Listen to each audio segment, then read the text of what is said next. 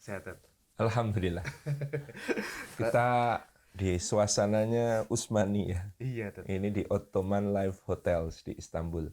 Insya Allah kita akan melanjutkan perbincangan kita tentang kisah-kisah orang soleh. Betul, Ted. Dan kemarin-kemarin kan kita membahasnya kisahnya laki-laki terus, Ted.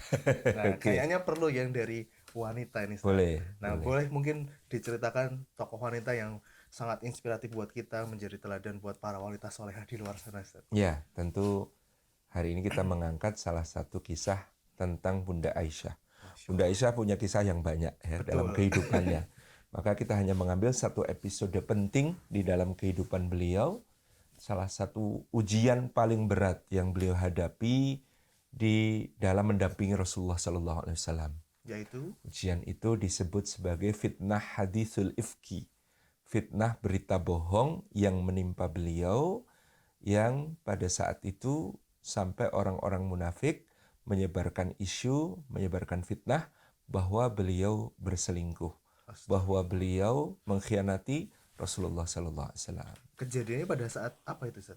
Itu terjadi pada saat salah satu peperangan atau satu ghazwah di mana Rasulullah SAW memimpin para sahabat untuk pergi keluar kota Madinah menyongsong musuh yang bermaksud untuk menyerang Madinah. Nah, dalam perjalanan itu Nabi SAW itu mengundi di antara istrinya siapa yang diajak ikut. Nah, Masya Allah waktu itu yang mendapatkan undian untuk bisa ikut adalah ibunda kita Aisyah. Aisyah. Maka berangkatlah beliau bersama para sahabat dan juga ibunda kita Aisyah. Tentu sebagai istri, ibunda kita Aisyah ingin pada saat mendampingi Rasulullah di waktu-waktu yang berat. Betul. Peperangan itu kan penuh tensi ya, penuh dengan tekanan, penuh dengan kondisi yang tidak mudah bagi seorang panglima. Beliau ingin nanti di perjalanan bisa berhias untuk menghibur Rasulullah Sallallahu Alaihi Wasallam.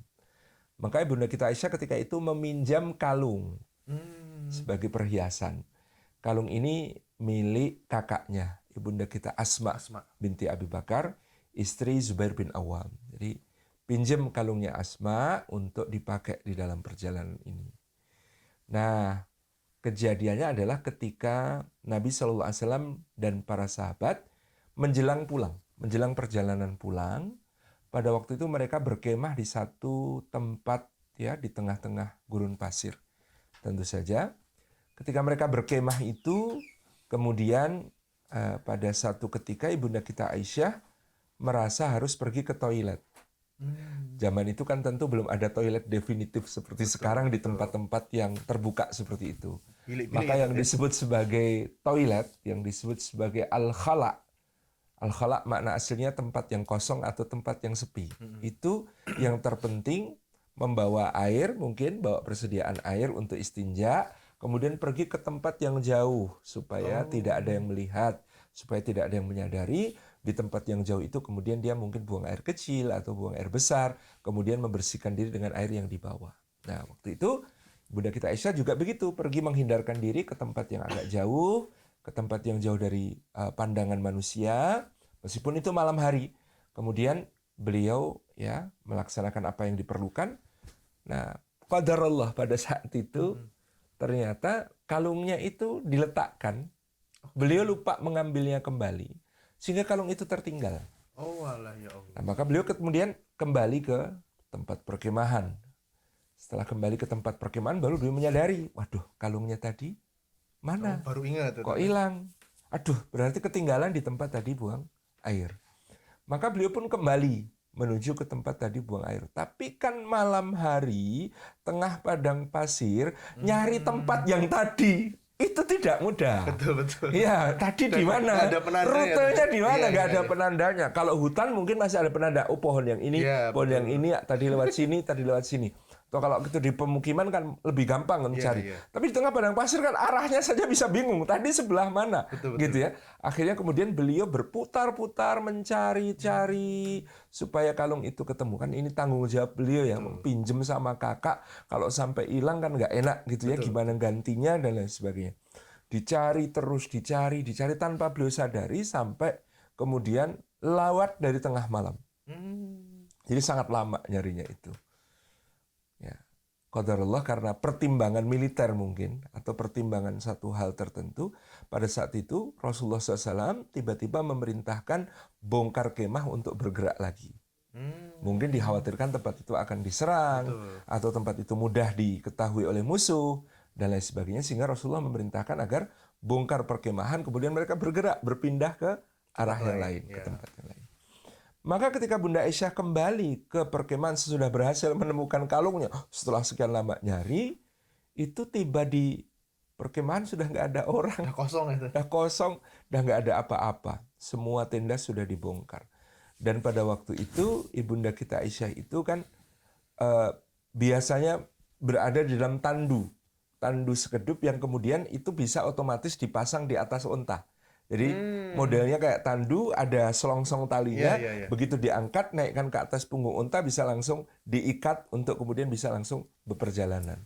Nah, para sahabat tadinya Mengiranya tidak memeriksa di dalam sekedup itu ada Ibunda kita Aisyah atau, dan mereka dulu ngangkat itu mungkin nggak bisa bedakan ini ada isinya atau enggak. karena kuat-kuat ya para sahabat. Satu kuat-kuat, yang kedua mungkin Bunda Aisyah juga nggak gemuk pada waktu itu ya. Makanya dulu ada seorang guru kita yang membahas hal ini dihujat sama netizen karena mengatakan Ibunda kita Aisyah itu beratnya di bawah 50 kilo gitu.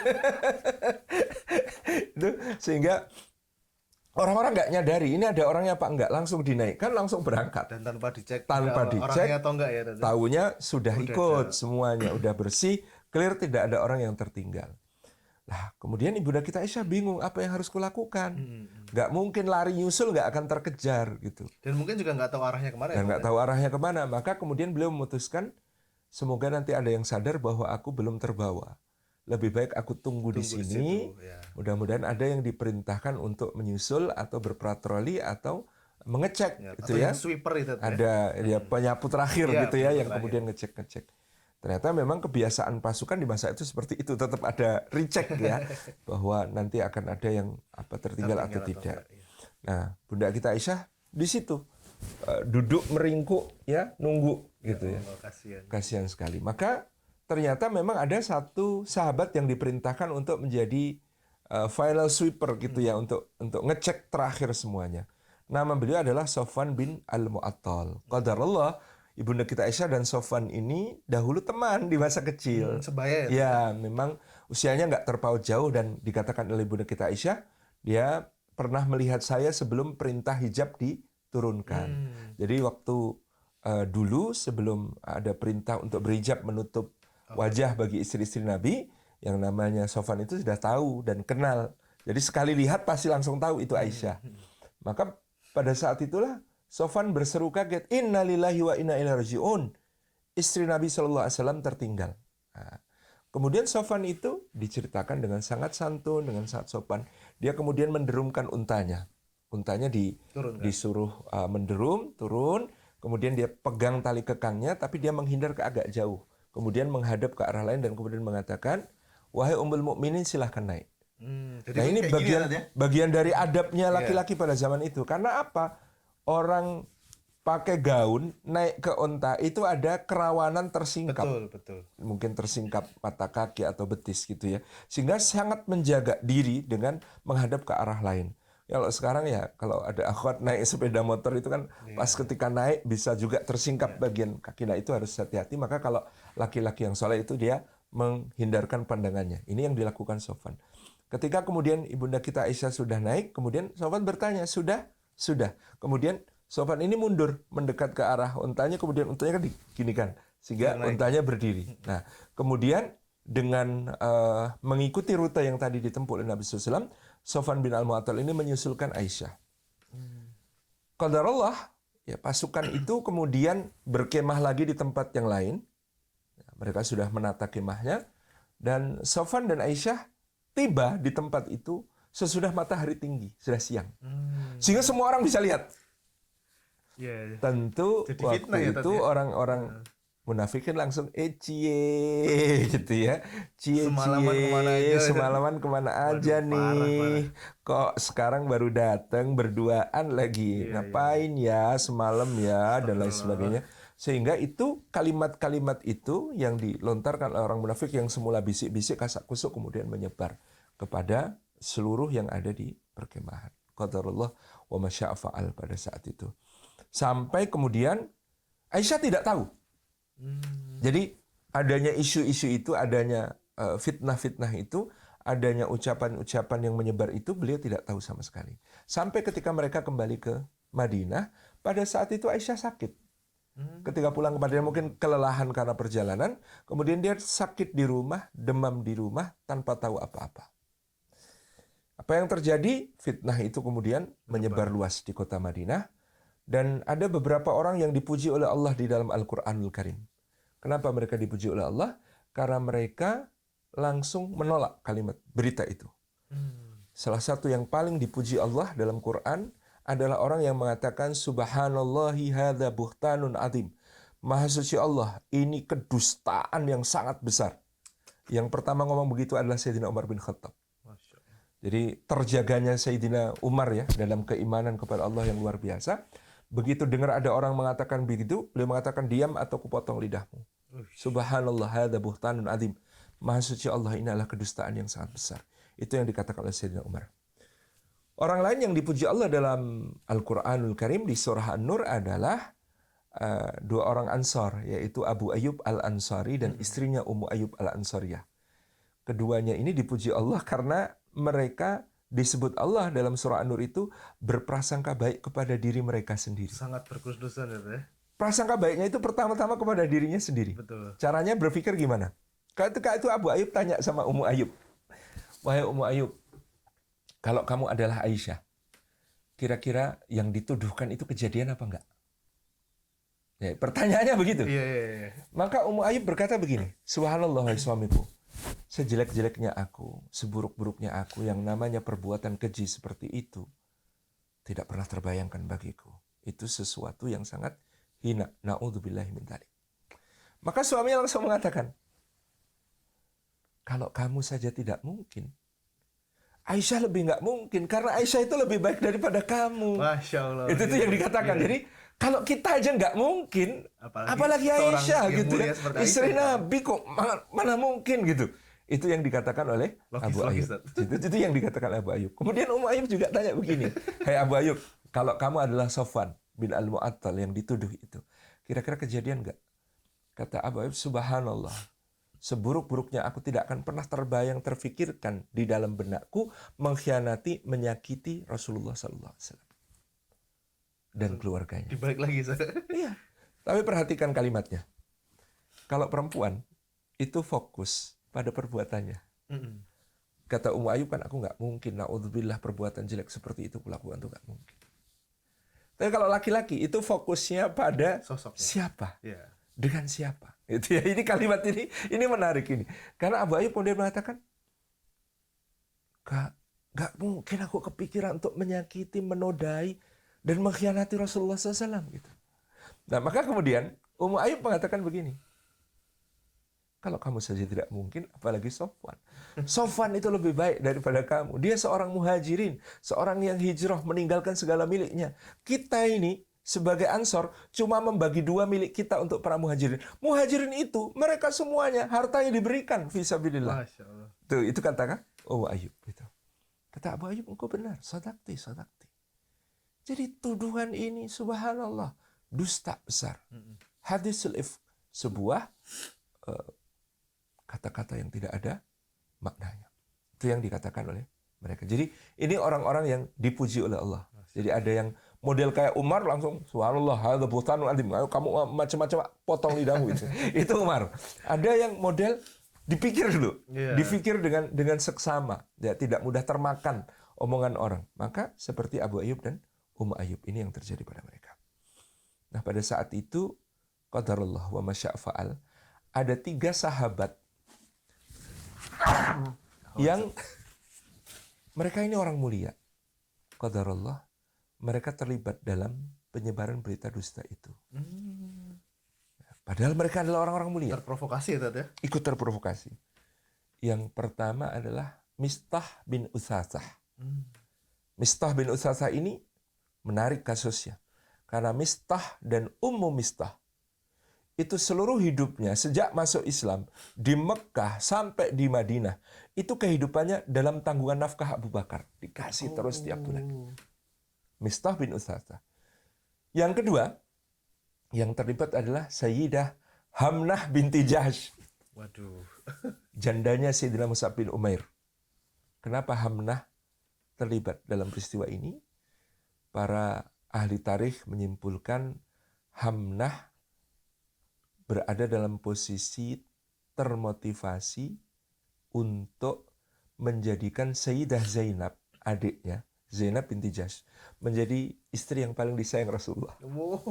Jadi begini, ini Hamnah punya adik namanya Zainab. Yeah. Nah, ibunda kita Aisyah adalah istri yang paling disayang Rasulullah SAW. Kalau martabat Aisyah jatuh dalam peristiwa ini, tentu Zainab punya peluang, punya chance untuk menjadi istri yang paling disayang Rasulullah. Tapi dikatakan oleh para sejarah pada saat itu, Aisyah mengatakan Zainab sama sekali tidak terlibat, dia bersih, hatinya bersih, lisannya bersih dari peristiwa ini. Hanya saja Hamnah, mungkin karena sangat inginnya saudarinya menjadi istri yang paling disayang oleh Nabi SAW, kemudian terlibat dalam peristiwa ini. Ada itu kecemburuan. Ujian itu macam-macam bentuknya. Tidak mudah dan macam-macam bentuknya. Artinya kadang-kadang kita bukan hanya harus menahan diri dari ngomong ketika ketika ada sesuatu yang di balik itu akan ada kepentingan kita yang terwakili. Betul. Meskipun itu mungkin tidak menguntungkan kita, tapi menguntungkan orang yang kita sayangi, orang yang kita cintai. Kadang-kadang kita terpancing untuk ikut bicara. Nah, ini terjadi pada Sayyidah Hamnah. Yang ketiga yang terlibat adalah Hasan bin Thabit. Nah, Hasan bin Thabit ini penyair kebanggaan Ansor, penyair Madinah. Kok dia bisa terlibat? Sebagian riwayat mengatakan karena memang pernah ada masalah antara beliau dengan Sofwan bin Al-Mu'attal. Jadi ketika orang yang pernah punya masalah sama kita, kena masalah, kena problem, itu kita tergoda untuk ikut. Tertrigger untuk kita punya kepentingan agak bales gitu ya. Sehingga kemudian kita terlibat. Ada momen untuk ngebalas. Nah, ini ternyata ujian ukhuwah yang tidak mudah gitu ya bagi saudara-saudara ini. Nah, yang paling aneh adalah tentang Mistah bin Utsatha kata para ulama. Karena apa? Kok bisa orang yang selama ini nafkahnya ditanggung Abu Bakar, tega-teganya ikut di dalam berita bohong tentang putrinya Abu Bakar. Dan inilah gara-garanya sehingga ibunda kita Aisyah tahu. Ceritanya ketika Aisyah sakit, kan dia belum tahu ada kejadian ini, belum tahu ada berita menyebar seperti ini. Satu malam, dia bersama Ummu Mistah. Ummu Mistah itu ibunya Mistah. Yeah. Nah, ibunya Mistah ini memang pengasuhnya Aisyah. Oh. Jadi memang orang sangat dekat ya? Ya, sangat dekat dan mereka digaji oleh keluarga Abu Bakar. Nah, Ummu Mistah ngantar Aisyah pergi ke toilet umum pada satu malam. Obrolan di situ. Ketika itu Ummu Mistah kesandung. Ngantar Aisyah ke sebuah tempat hamam ya, tempat toilet umum pada saat itu. Ummu Mistah kesandung. Ketika kesandung, yang keluar dari mulutnya, celaka Mistah, celaka Mistah. Celakalah si Mistah. Dia nyalahin anaknya. Maka Aisyah negur, Bunda, apa yang kau katakan? Mistah itu ahli Badar. Nah, Mistah itu peserta perang Badar yang keutamaannya diakui oleh Allah dan Rasulnya. Yang namanya ahli Badar itu Rasulullah mengatakan, seakan-akan Allah berfirman, if'alu ma syi'tum qad ghafartu lakum. Perbuatlah apa yang kalian mau, karena aku sudah mengampuni kalian. Masya Allah. Ini orang yang bisa dibilang derajatnya tinggi. Derajatnya tinggi. Makanya Aisyah kaget. Kenapa ibunya sendiri mendoakan celakalah si Mistah. Celakalah si Mistah. Maka Ummu Mistah nangis. Akhirnya cerita ya. Akhirnya cerita. Engkau tidak tahu apa yang terjadi di luar sana, wahai putriku. Diceritakan. Setelah itu kata Aisyah, aku nggak jadi pergi ke toilet, balik pulang. Ya Allah. Kemudian nangis terseduh-seduh di rumah sampai beberapa hari. Kemudian datanglah Abu Bakar As-Siddiq radhiyallahu anhu. Pada saat itu Abu Bakar mungkin karena sangat ingin menjaga keluarganya dan sangat ingin menjaga kehormatan Rasulullah. Sampai Abu Bakar mengatakan, nah, kalau memang perbuatan itu terjadi, bertobatlah kepada Allah, beristighfarlah, mohon ampun kepada Allah segera. Aisyah tambah nangis Iya. gitu. Ya namanya nggak ngerti apa-apa, tiba-tiba ada berita seperti itu, kemudian dituduh ayahnya seperti itu. nyuruh bertobat dan beristighfar, tambah nangis gitu ya, tambah nangis, tambah sedih gitu. Dan akhirnya Abu Bakar tahu, kemudian dia pulang. Nah, peristiwa ini berkembang menjadi sesuatu yang sangat mengganggu pikiran Rasulullah SAW. Sampai beliau kemudian menghindarkan diri dari keluarganya, ya, tidak menemui keluarganya selama beberapa waktu. Maka ini menjadi sesuatu yang Shocking gitu. sangat berat bagi beliau. Jadi Nabi SAW itu kan ya menjadi seorang yang mulia dengan segala atribut kemuliaan beliau. Beliau tidak bisa diserang dari sisi pribadinya. Dan sekarang untuk menjatuhkan beliau, orang-orang munafik menyerang istrinya, Orang terdekatnya. menyerang orang terdekatnya. Dan metode ini adalah metode serangan yang dilakukan musuh-musuh kebenaran, yang kemudian ditiru sampai hari ini. Yang namanya isu tentang keluarga itu kalau sudah menyerang seorang tokoh, habis. Gitu. Nah, yang terjadi seperti itu. Kemudian terjadi satu kejadian yang lebih membuat Rasulullah syok. Apa itu, Ustaz? Beliau berdiri di mimbar di Masjid Nabawi pada suatu hari. Di Masjid Nabawi kemudian beliau berkhutbah. Setelah selesai berkhutbah, beliau mengatakan begini. Demi Allah, aku tidak mengetahui dari keluargaku maupun sahabatku, kecuali mereka adalah orang-orang yang baik, yang selalu menjaga batasan-batasan dari Allah. Keluargaku yang dimaksud Aisyah, sahabatku yang dimaksud Sofwan. Ya. Tetapi mengapa ada di antara kalian yang tega berkata-kata yang tidak benar tentang keluargaku dan tentang sahabatku? Jadi Rasulullah sampai curhat di depan umum sampai seperti keluar itu. kalimat seperti itu. Keluar kalimat seperti itu. Dan tahu apa yang terjadi berikutnya? Apa, Ustaz? Dahsyat luar biasa. Tiba-tiba Ubadah bin Samit, tokoh suku Aus, berdiri. Ubadah bin Samit mengatakan begini, ya Rasulullah, sebut saja namanya. Siapa orang yang telah menyebarkan kabar fitnah kepada keluargamu dan sahabatmu itu? Demi Allah, jika berasal dari suku Aus, maka perintahkan kami untuk membunuhnya saat ini juga, maka akan kami lakukan. Dan jika orang itu dari saudara-saudara kami Khazraj, perintahkan saudara-saudara kami Khazraj untuk membunuhnya. Atau kalau saudara-saudara kami dari Khazraj tidak mampu, biar kami yang membunuhnya. Allahu Akbar. Ini Ubadah bin Samit ngomong begitu. Udah sangat emosi ya, Tete. Sangat emosi. Orang semua tahu tokoh di balik berita dusta ini adalah Abdullah bin Ubay bin Salul. Dan Abdullah bin Ubay bin Salul itu tokoh Khazraj. Karena omongan Ubadah bin Samit ini, Sa'ad bin Ubadah, pemimpin Khazraj, ke-trigger. Dia berdiri kemudian mengatakan, hei Ubadah bin Samit, kamu ngomong begitu karena kamu tahu orangnya dari kami. Coba kalau orangnya dari Aus, kamu nggak mungkin ngomong begitu. Jadi coba bayangkan, berdiri Sa'ad bin Ubadah dan menunjuk-nunjuk mengatakan, kamu ngomong gitu karena kamu tahu orangnya di antara kami. Coba kalau orangnya di antara kamu, orangnya dari Aus, kamu nggak mungkin ngomong begitu. Nah, Ubadah bin Samit tambah ke-trigger mengatakan, dasar kamu munafik, ngelindungi orang munafik, munafik kalian semua. Gara-gara itu, Ya Allah. orang-orang Khazraj, orang-orang Aus, semua berdiri menghunus pedang di Masjid Nabawi di depan Rasulullah, bayangkan. Allahu Akbar. Jadi gara-gara itu terpicu lagi konflik antara Aus dan Khazraj yang sudah didamaikan Rasulullah selama bertahun-tahun. Mereka angkat pedang lagi. Orang-orang Aus mengatakan, berikan tokoh kalian yang munafik itu pada kami, biar kami eksekusi. Kata orang-orang Khazraj, langkai dulu mayat kami. Jadi malah perang suku ya? Perang suku, jadi perang saudara hampir-hampir. Rasulullah turun untuk mendamaikan mereka dan kemudian merangkulkan mereka satu sama lain masing-masing. Ya untungnya Abdullah bin Ubay bin Salul nggak datang ke masjid itu, kalau dia habis dia. Jadi dirangkulkan kembali oleh Nabi Sallallahu Alaihi Wasallam. Jadi hal itu membuat Rasulullah makin pusing, makin merasa berat, makin merasa betapa hal tentang keluarganya bisa menjadi perpecahan seluruh kota Madinah. Maka Nabi SAW ketika itu didatangi oleh dua orang yang sangat dekat dengan beliau. Yang satu Usamah bin Zaid, yang satu Ali bin Abi Thalib. Datang mereka berdua, kemudian Rasulullah sudah sampai level harus curhat kepada mereka. Ya Allah. Rasulullah mengatakan, bagaimana menurut kalian? Maka Usamah bin Zaid menjawab begini, izinkan saya bertanya ya Rasulullah. siapa yang menikahkan engkau dengan Bunda Aisyah? Maka Nabi SAW mengatakan, yang menikahkan aku dengan dia adalah Allah.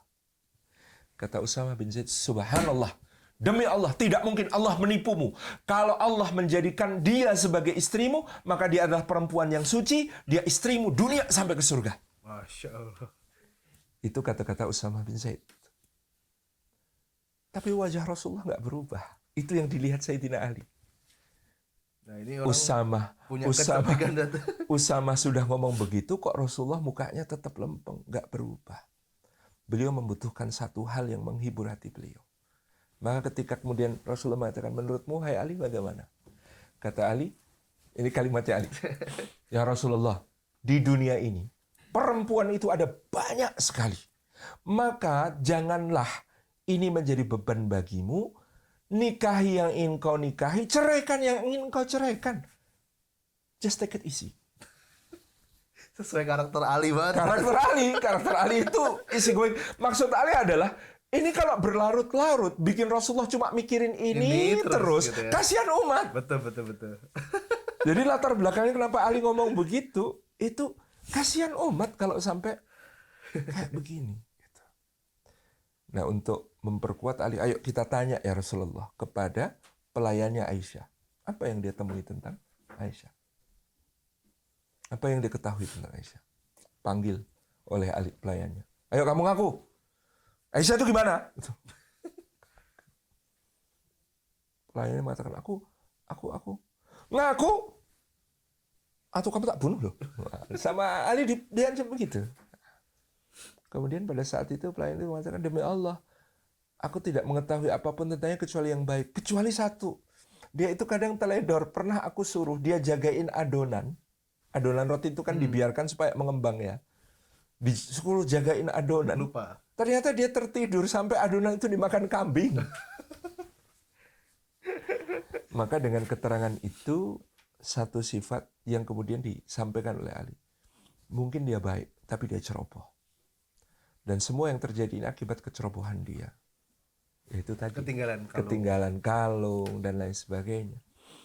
Nah, cuman sebagian penulis sejarah kemudian mengatakan, gara-gara Ali ini, perbuatan Ali ngomong begini ini, bibit nggak sukanya ibunda kita Aisyah sama Ali sudah terbentuk di sini, sehingga nanti mencapai puncak ketika Ali diangkat jadi khalifah dan menjadi waqatul jamal itu. Wallahu a'lam bishawab, kita tidak pernah tahu. Jadi ya, karena nanti ada yang mengajukan bukti lagi waktu Rasulullah dipapah sama Abbas dan Ali, itu Aisyah mengatakan kalimatnya dalam bahasa Arab itu, Rasulullah dipapah oleh Abbas dan seorang lelaki yang lain. Gak disebut nama. Saking keselnya mungkin. Ya. Jadi emang bahaya kalau wanita dendam. Iya, makanya itu sangat difahami dari tipikal watak beliau-beliau. Jadi kenapa Ali tadi ngomong begitu? Supaya Rasulullah itu ceria dikit, supaya agak bebannya berkurang dikit, supaya kemudian umat ini jangan sampai terbengkalai nggak ada yang ngurus gara-gara beliau terlalu berat memikirkan urusan rumah tangga. Gitu. Jadi beban itu makin berat untuk Nabi SAW dan juga untuk ibunda kita Aisyah radhiyallahu anha, sehingga masyarakat Madinah pun semuanya pada hari-hari itu menjadi sensian. Ya, semua menjadi bermasalah. Yeah. Mereka tidak mood ngurusin kebun-kebun, mereka tidak mood bekerja. Jadi ternyata emosi seorang pemimpin itu sangat berpengaruh kepada emosi seluruh warga yang dipimpin itu. Nah, kota Madinah menjadi muram gitu, suasananya. Sampai kemudian ketika Rasulullah menjenguk Aisyah pun Aisyah nggak mau ketemu. Oh, sampai segitunya tadi. Ya. Saking sedihnya. Saking sedihnya. Yang kedua, kok suaminya dianggap belainnya tidak maksimal gitu bagi Aisyah. Maka kemudian setelah beberapa waktu lamanya turunlah surah An-Nur sebagai pembelaan untuk ibunda kita Aisyah. Turun dari langit, yang salah satunya di antara yang ayat yang terkenal dan digunakan oleh salin salihat untuk dalil bahwa jodoh yang baik itu ya jodohnya baik gitu. Surah An-Nur ayat ke-24 di mana Allah mengatakan al-khabithatu lil-khabithina wal-khabithuna lil-khabithat wat-tayyibatu lit-tayyibina wat-tayyibuna lit-tayyibat. Ya, wanita yang keji itu pasti pasangannya adalah lelaki yang keji juga. laki-laki yang keji akan mendapatkan pasangan perempuan yang keji juga. Adapun laki-laki yang suci untuk perempuan yang suci dan perempuan yang suci untuk laki-laki yang baik. Dan beruntun ayat-ayat yang kemudian menunjukkan bahwa Aisyah terbebas dari semua tuduhan. Dia suci, dia mulia, dia jauh dari apa-apa yang dikatakan. Dan Allah Subhanahu wa Ta'ala melaknat orang-orang yang terlibat di dalam penyebaran berita bohong Yang itu, fitnah itu. dan memuji orang-orang yang kemudian membersihkan dirinya dari keterlibatannya dalam berita bohong tersebut. Maka dengan turunnya surah An-Nur ini, Rasulullah SAW datang ke rumah Abu Bakar menemui Aisyah lagi. Kemudian mengatakan, bergembiralah wahai Aisyah dengan hari terbaik setelah engkau dilahirkan oleh ibu. Hari di mana engkau telah dibebaskan dari semua tuduhan. Masya Allah. Maka Aisyah bertanya, siapakah yang membebaskan aku dari Tuhan? Engkau ya Rasulullah ataukah Allah? Nabi SAW mengatakan, ini Allah Subhanahu wa Ta'ala yang menurunkan ayat-ayatnya dalam surah An-Nur. Ayo pulang bersamaku. Tidak, kata Aisyah, sebelum aku sholat 2 rakaat untuk bersyukur kepada Allah. Itulah Aisyah radhiyallahu anha yang kemudian, ya, sejak saat itu beliau digelari As-Siddiqah binti Siddiq. Wanita yang sangat benar, anak dari yang paling benar. lelaki yang sangat benar. Jadi Aisyah memang betul-betul terbukti sebagai putrinya Abu Bakar yang benar dari segala tuduhan dan dibenarkan langit, dibela oleh Allah Subhanahu wa Ta'ala.